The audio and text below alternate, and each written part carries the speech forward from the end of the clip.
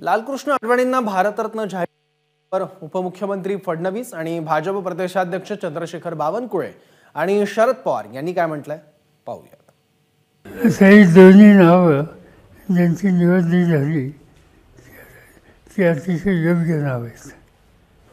कर्पूरी ठाकूर यांनी समाजाचा जो दुर्बळा वर्ग आहे त्यांच्यासाठी आपलं जीवन दिलं।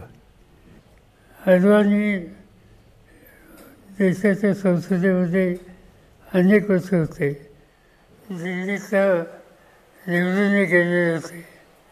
एखाद दुसरा अपघात होता तर त्यांचा पराभव तसा कधी झाला नव्हता आणि त्यामुळे त्यांची निवड जी झाली थोडा उशीर झाला, पण ती योग्य निवड आहे आणि त्यांच्या कुटुंबाचं मी अभिनंदन करतो।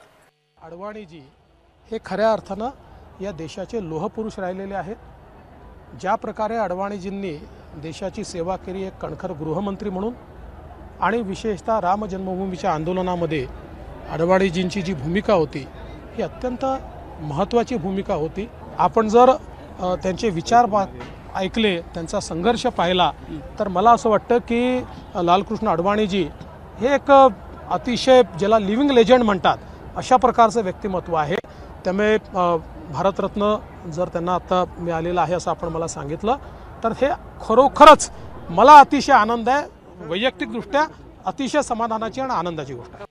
आज आमच्याकरता संपूर्ण देशवासियाकरता आनंदाचा क्षण आहे।